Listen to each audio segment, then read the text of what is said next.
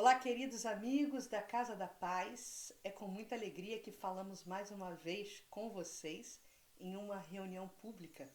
E a temática da noite de hoje vai tratar de uma expressão utilizada por Jesus: vós sois deuses, o poder diante das adversidades.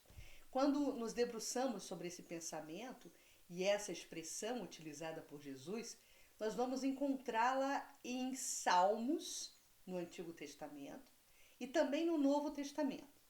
Eu disse, sois deuses, que está em João, capítulo 10, são as palavras iniciais do Salmo 82, versículo 6, onde lemos: eu disse, sois deuses, sois todos filhos do Altíssimo. No Antigo Testamento, o substantivo hebraico Elohim é usado para designar tanto o verdadeiro Deus como os falsos deuses. Mas no Salmo 82, esse que citamos, o termo deuses refere-se aos filhos do Altíssimo, não podendo, portanto, designar falsos deuses ou ser considerado simplesmente uma expressão irônica. Vamos encontrar também em Mateus 5 uma outra afirmativa que nos estimula muito. Portanto, sede perfeitos, assim como vosso Pai celeste é perfeito. O evangelista Mateus registra esse atestado de Jesus, nos dando a noção que temos condição de atingir essa perfectabilidade, sermos perfectíveis, como o nosso Pai Celeste, como Criador de todo o universo. Então são apontamentos, atestados que nos entregam não só o Novo Testamento, como os Salmos, mostrando para a gente que existe toda uma gama de subsídios para vencermos as adversidades da vida. E aí, ainda no Novo Testamento, em João, no capítulo 10, versículo 10, nós vamos encontrar outra afirmativa muito estimulante, que é: eu vim para que tenham vida e a tenham em abundância.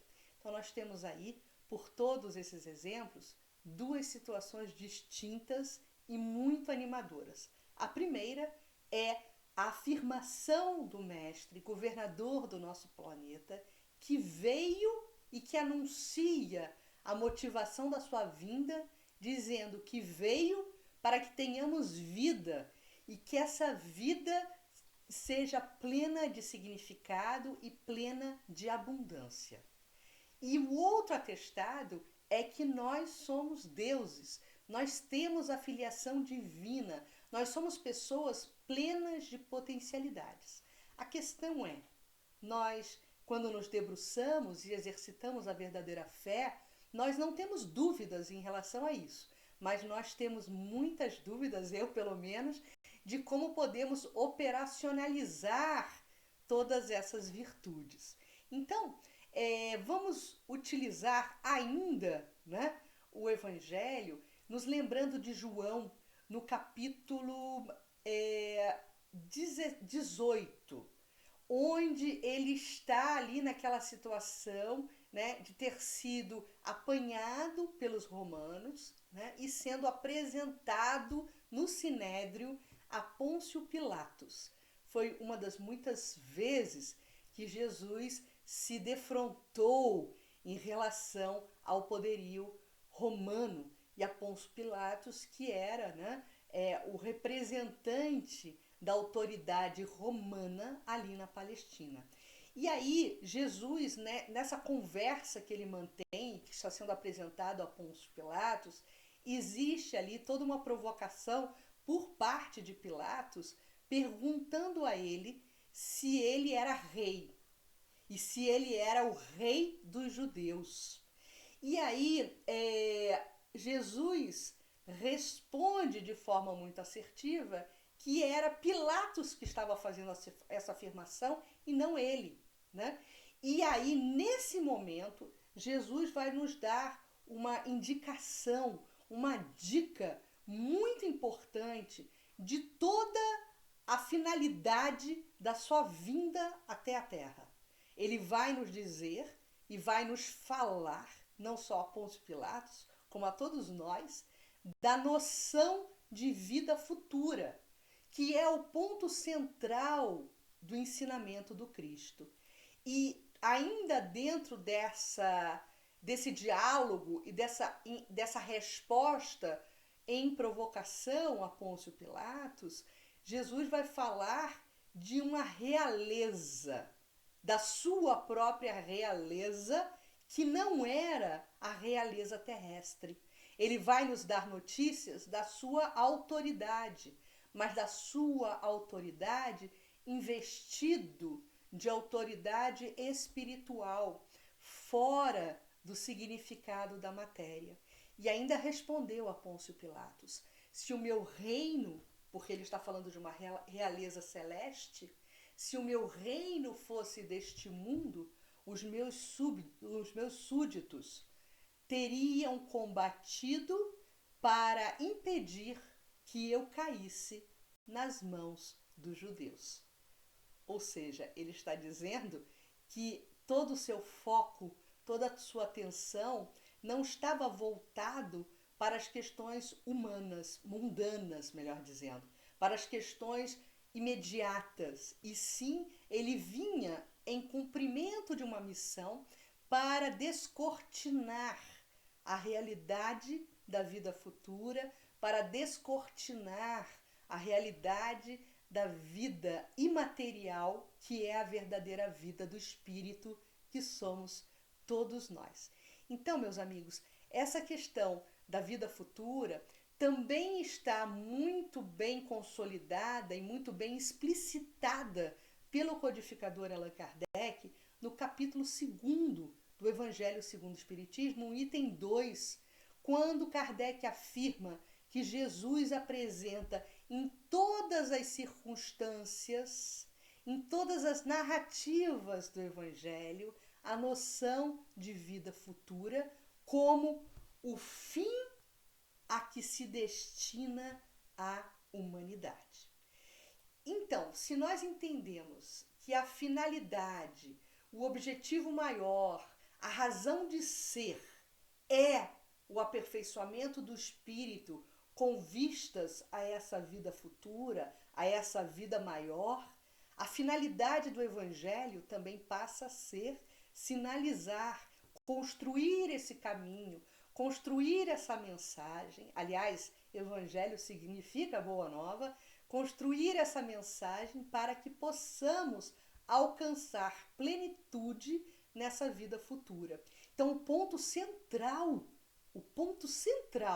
do ensinamento do Cristo é justamente a questão da vida futura e os preparativos que precisamos empreender para uma boa vivência, para um bom despertar nessa vida futura que é a vida imaterial.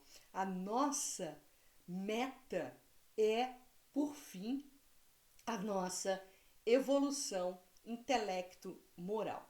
E por que estamos falando tudo isso?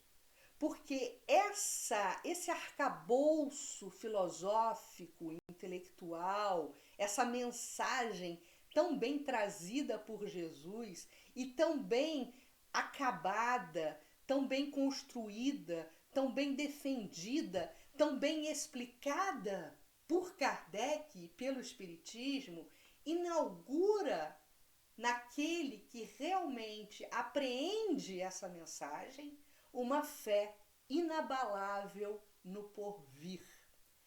E nesse momento, quando construímos essa fé, quando ganhamos essa certeza inabalável no porvir, chegamos a uma situação onde o materialismo não mais prevalece.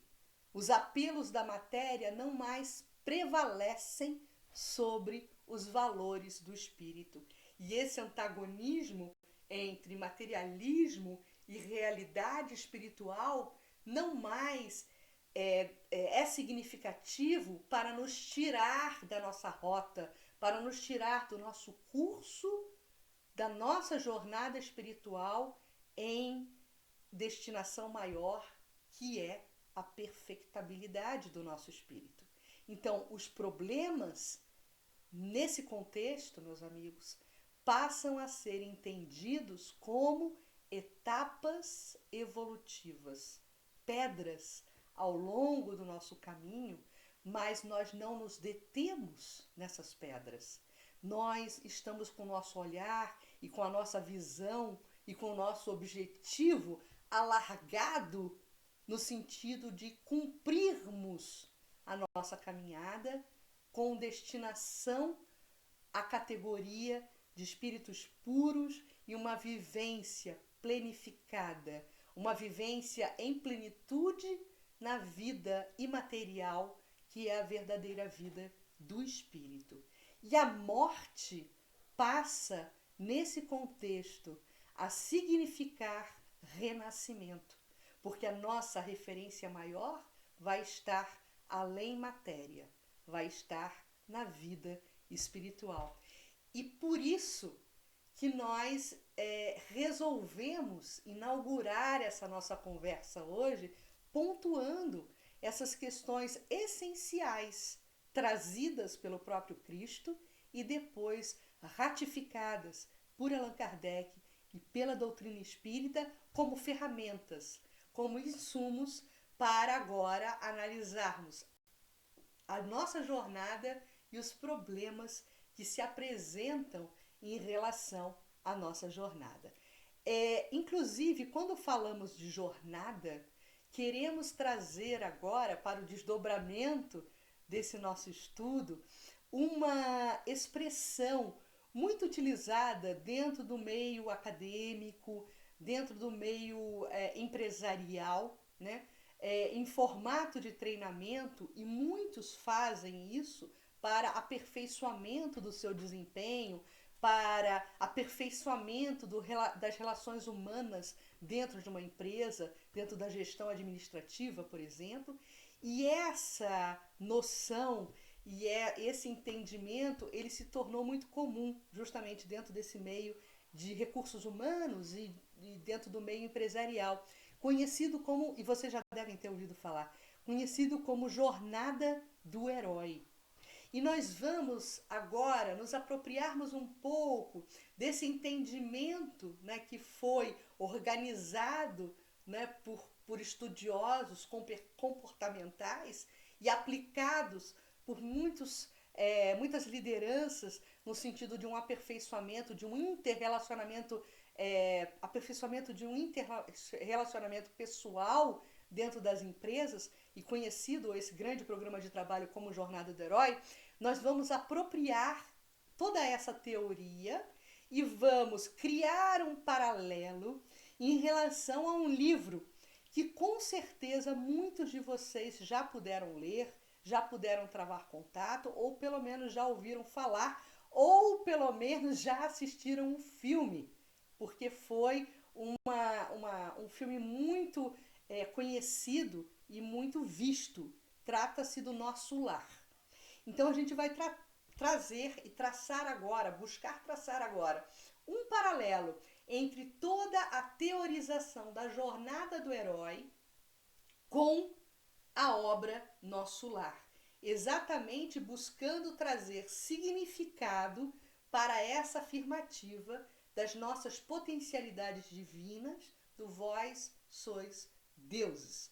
Porque toda essa jornada do herói, empreendida por André Luiz, na sua própria história, né, narrada pela obra Nosso Lar, vai nos dar vários insumos, vai nos dar várias explicações a respeito dessa jornada do herói, que no caso pra gente aqui agora será André Luiz.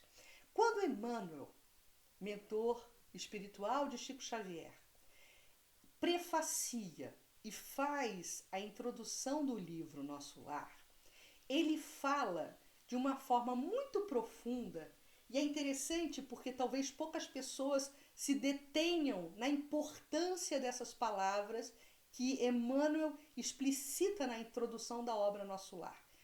Emmanuel vai falar sobre o objetivo essencial do livro Nosso Lar. E aí são textuais essas palavras de Emmanuel.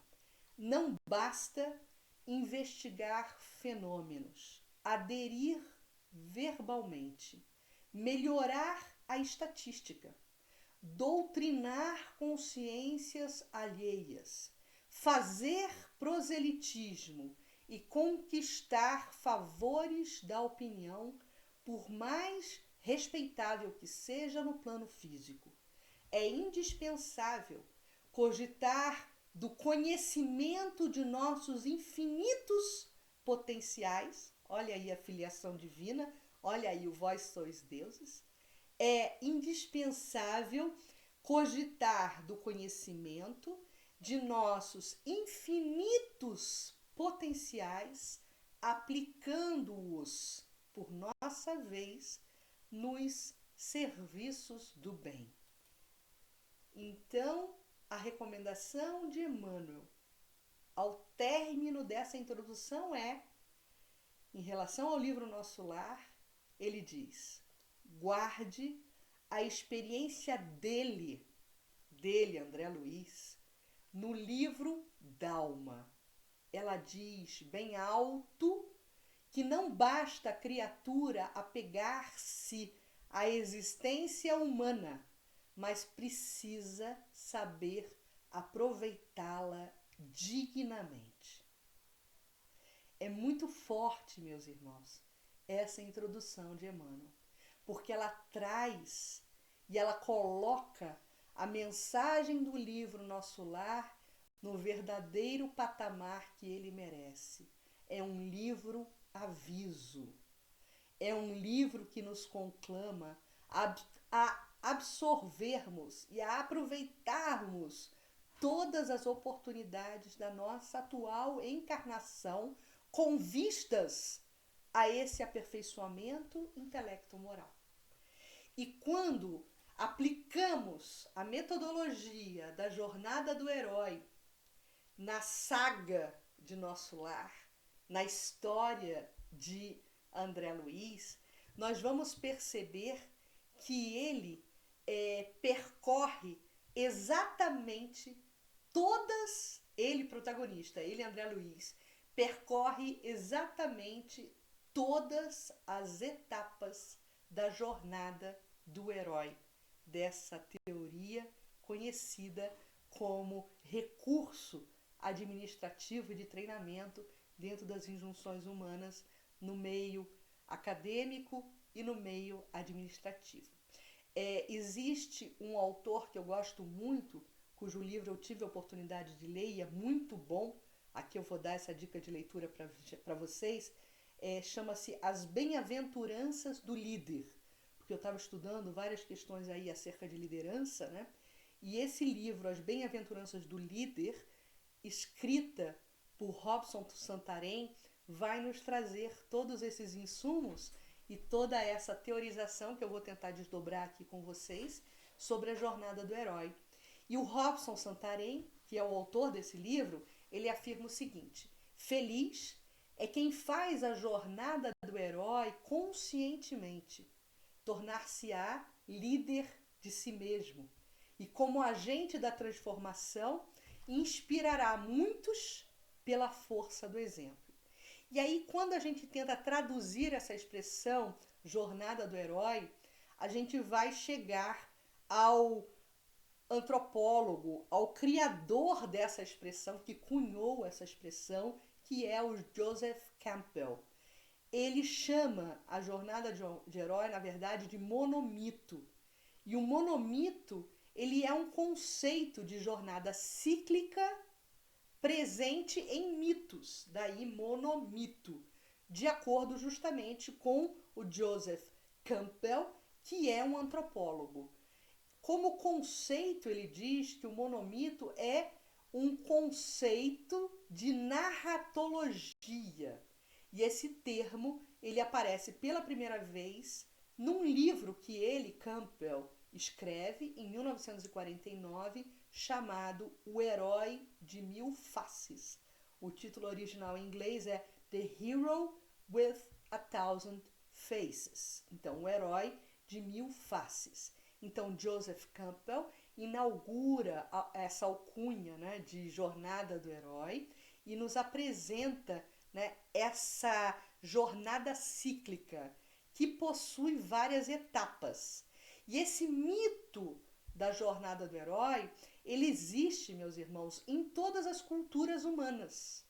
Na oriental, na ocidental, nas culturas antigas, nas culturas mais modernas, e continua sendo o tempo todo atualizado, porque nós humanos refletimos e temos esse hábito de refletir sobre o nosso mundo através de histórias simbólicas que carregam consigo uma simbologia de nossas próprias vidas.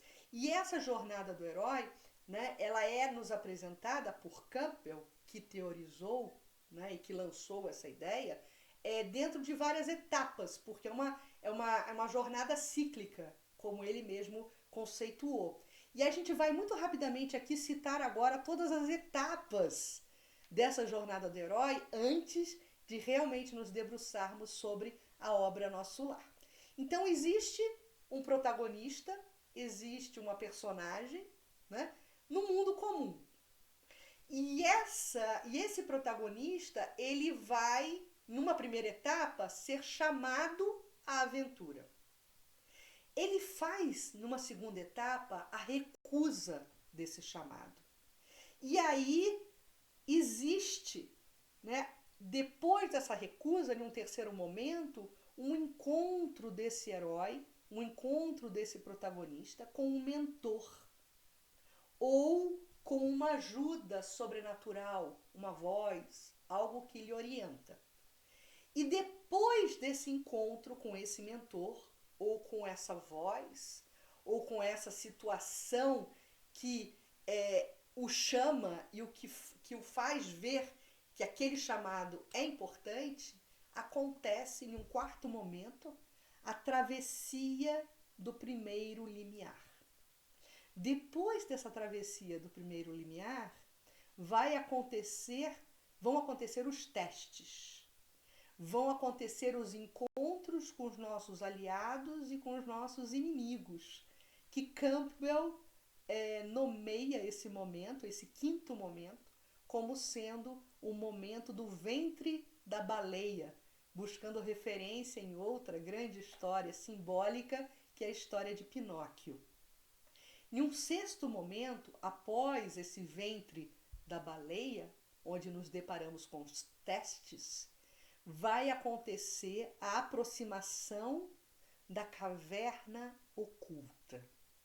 E esse é o momento do despertamento ápice, onde, em um sétimo momento, após essa aproximação dessa caverna oculta, vai ocorrer a provação suprema do protagonista, a provação suprema do herói, que busca uma recompensa, que busca se livrar daquela situação indesejável, daquela aprovação suprema, num sentido de recompensa.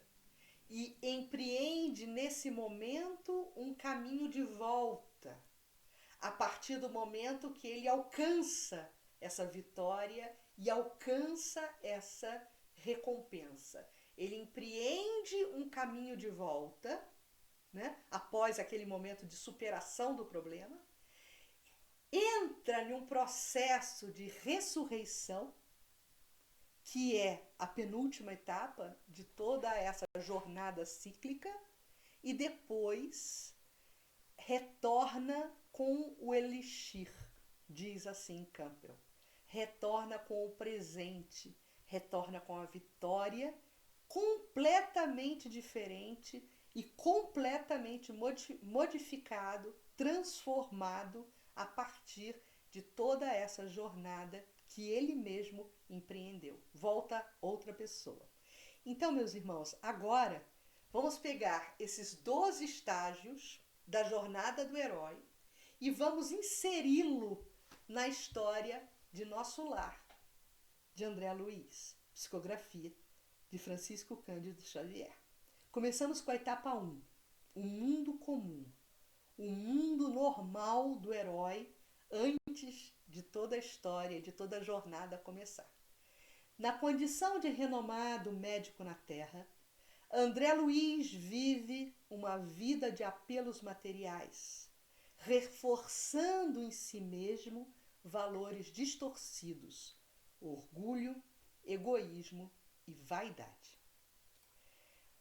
O segundo momento, a segunda etapa, o chamado para a aventura. Um problema se apresenta ao herói, um desafio ou uma aventura. E no nosso caso, com a desencarnação de André Luiz, ele se vê nas zonas do umbral. Percebe naquele momento, naquelas injunções, que perdera tempo gozando a vida sem nada lhe retribuir, sem nada construir de positivo ou de mais sólido ou de palpável nessa verdadeira vida que é a vida espiritual. Lembram da vida futura? André Luiz não soube empacotar bem os seus pertences para essa viagem. Não soube consolidar bem a sua bagagem para essa jornada, para essa viagem ao verdadeiro fim de todos nós, que é a vida espiritual. Não se adestrou justamente para essa vida espiritual. E nessa contingência da segunda etapa da jornada do herói, naquele momento umbralino, ele grita e pede por socorro, implora por socorro. Num terceiro momento, que Campbell vai teorizar como reticência do herói, um momento reticencioso, um momento de recusa do chamado, o herói ele demora a se convencer e aceitar o desafio e a aventura que está sendo proposta a ele. Geralmente porque nos bastidores dessa recusa nós vamos encontrar o medo. Nós nos detemos diante do chamado. E nesse caso da história de André Luiz, o André Luiz começa a ouvir, naquela situação umbralina, começa a ouvir acusações de outras almas, de outros espíritos que ali estagiavam também naquela zona umbralina, de ser um suicida, de ser um criminoso. Ele fica completamente aturdido com essas acusações. Sente fome, sente sede, se sente mal, se sente desconfortável, se sente em angústia, se sente desesperado e daí porque implora por socorro. Se vê em total abandono e ele considera todas aquelas incriminações, todas aquelas falas acusatórias como falas indébitas, falas injustas. Esse é o terceiro momento, o momento de reticência do herói. Nós vamos depois encontrar em quarta etapa o encontro com um mentor ou uma ajuda sobrenatural. O herói, nesse momento, encontra um mentor que o faz aceitar esse chamado pela jornada e o informa e o treina para empreender essa aventura.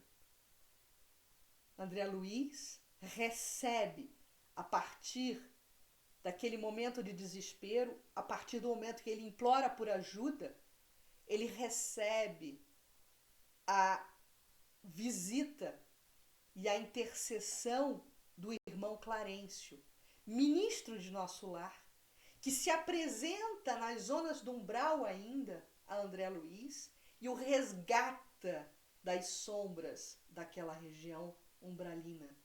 E ele passa a ser assistido nas enfermarias da colônia espiritual Nosso Lar.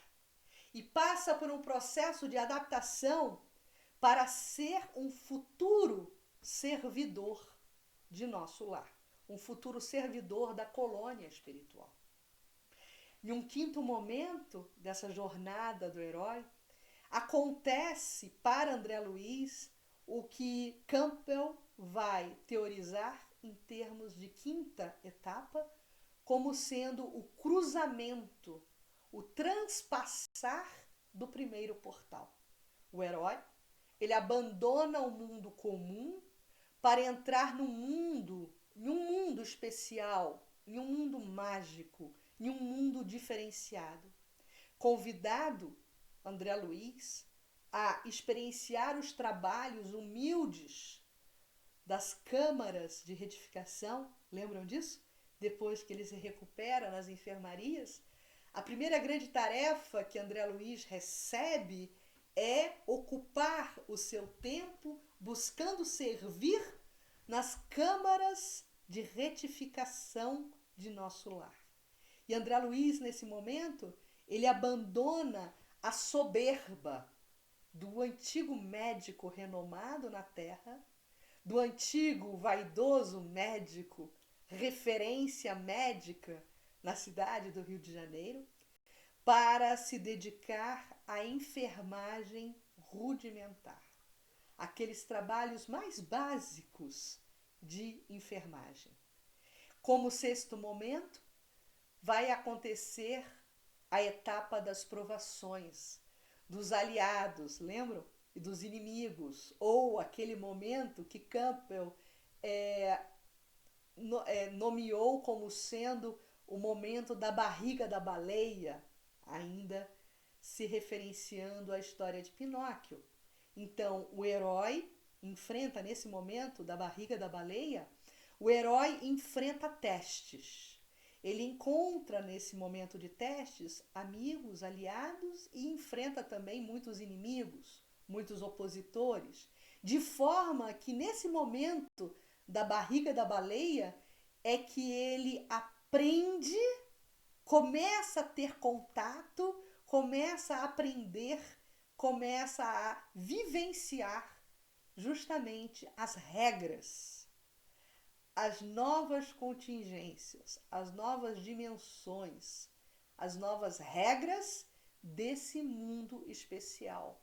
Não mais as vivências do mundo comum, mas neste sexto momento, nesta sexta etapa, as vivências do mundo especial.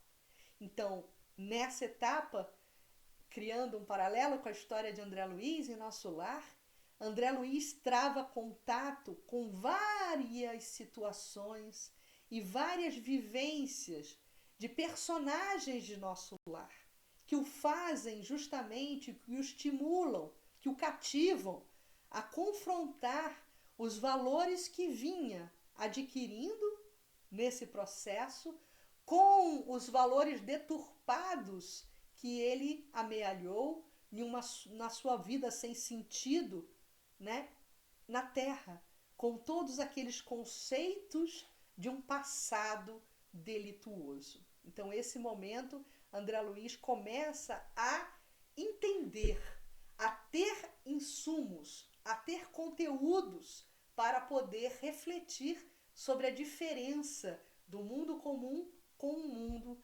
especial. E em um sétimo momento, acontece justamente aquele momento da aproximação. O herói, ele tem êxito durante essas provações. Ele adquire e vence pequenas batalhas e adquire vitórias. Então, nas câmaras de retificação, o André Luiz, ele se vê impingido, ele se vê motivado a humildemente pedir perdão a uma vítima do seu egoísmo, né, que é uma senhora, e que vem falar com ele e ele acaba se lembrando que aquela senhora o incomodava no seu consultório, fazendo vários pedidos.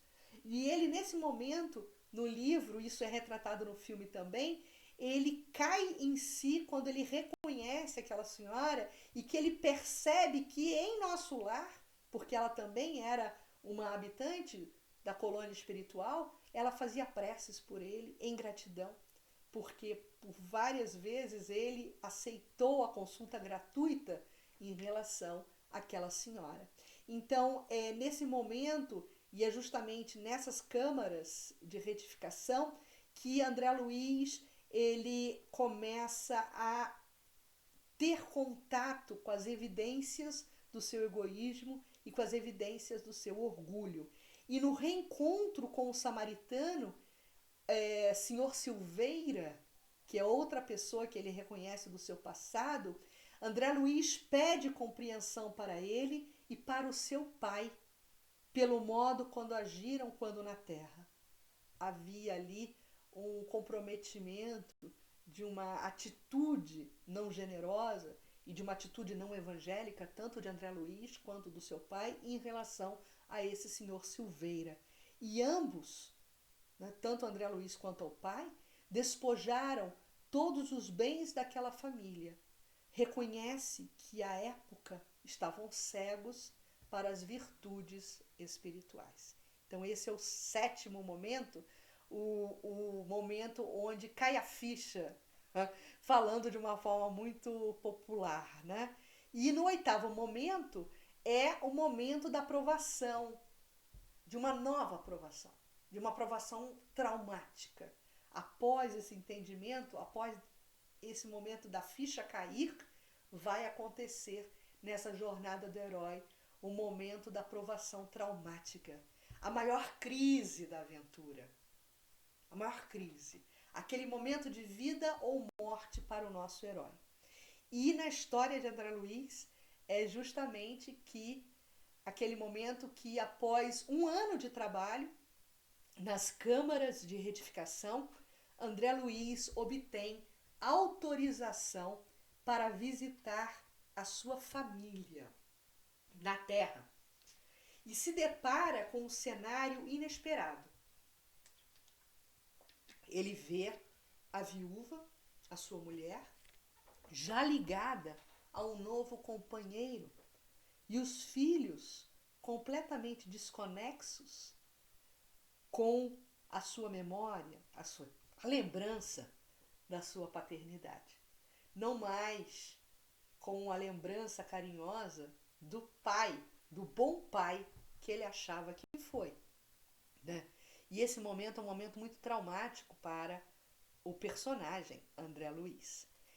E após esse ápice, né, da última prova, da prova de vida ou morte, digamos assim, André Luiz entra também na fase 9, que é a fase da recompensa. O herói, ele enfrenta essa etapa traumática, se sobrepõe ao seu medo e agora ganha uma recompensa, ou seja, ele é exitoso e vence o desafio dessa tarefa traumática. Clarencio, na história de Nosso Lar, após André Luiz ter visitado a família, né, no plano terrestre, Clarencio se apresenta e lembra a André Luiz a recomendação de Jesus de amar a Deus sobre todas as coisas e ao próximo como a si mesmo. E nesse momento da fase 10 de Campbell, que ele vai nomear como sendo a fase do caminho de volta, o herói, ele volta para o mundo comum. Nesse momento que André Luiz faz a visitação à sua família terrestre, ele volta às injunções desse mundo comum, né, porque ele estava em visita, em espírito, visitando a sua família. Ele entende aquela expressão de Jesus que já tangenciamos no início do nosso estudo hoje, do meu reino não é deste mundo, e da verdadeira realeza de Jesus, que é a realeza celeste.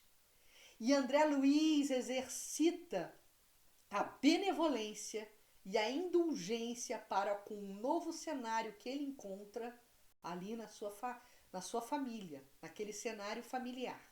Ele perdoa a esposa por ter se casado novamente e trabalha intensamente pela recuperação do novo marido, que ele verificou estar muito doente.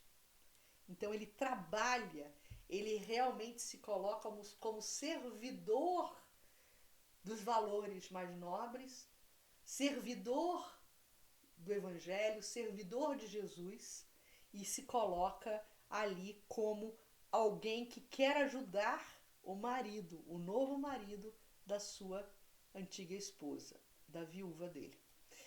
E nesse momento, né, André Luiz já vai estar atingindo a penúltima etapa da sua própria jornada de herói, que é a etapa da ressurreição, nomeada assim por Campbell, onde ele vai travar um outro teste, no qual ele vai enfrentar a morte, no sentido dessa morte significar o abandono, o distanciamento, ou melhor dizendo, a ruptura do mundo comum para o ingresso nesse mundo especial. E o herói, nesse momento, na penúltima etapa da sua jornada, deve usar tudo aquilo que foi aprendido. Então, André Luiz conclui que a sua família não é apenas a esposa e os filhos, mas todos aqueles enfermos das câmaras de retificação. Ele começa a perceber em si mesmo a filiação divina. Começa a dar sentido a André Luiz a noção de irmandade, de fraternidade. Ele sente que a linfa do verdadeiro amor começa a brotar das feridas benéficas que a realidade lhe abrira no coração. Essa é uma frase do capítulo de Nosso Lar, onde André Luiz efetua, chancela essa 11ª etapa da sua própria jornada de herói. E como finalização, né, dessa jornada, que é a etapa 12, o regresso com o elixir. O herói, ele volta nesse momento para casa com esse elixir e o usa para ajudar todos no mundo comum. Ele permanece em ligação com o mundo comum, porém planificado, vivendo em plenitude no mundo especial. E aí aquela cena bonita, tanto do filme quanto do livro, né, que alimenta a nossa imaginação, quando a gente vai ler lá em Nosso Lar, que mais de 200 companheiros formam uma comitiva na frente do portal de Nosso Lar, do grande portão da colônia espiritual, e vão ao encontro de André Luiz para saudá-lo, e André Luiz surpreendido, o ministro Clarencio surge à sua frente e declara na frente de todos: até hoje, André, você era o meu pupilo na cidade, na colônia espiritual de Nosso Lar. Mas, doravante, afirma nesse momento Clarencio André Luiz, em nome da governadoria, declaro-o cidadão do Nosso Lar. E esse, meus irmãos, é o momento ápice do livro, né? É o clímax, é o fechamento dessa jornada de herói que André Luiz empreende. E que é uma jornada que acontece com todos nós. Todos nós temos a nossa jornada. Portanto, já concluindo os nossos pensamentos, seguem aqui algumas recomendações finais. Eu diria para vocês, ou diria para você que me ouve, ouça o seu chamado para a aventura. Aceite esse desafio. Aceite esse chamado. Aceite essa aventura. Vença o seu medo. Não te detenha diante da jornada.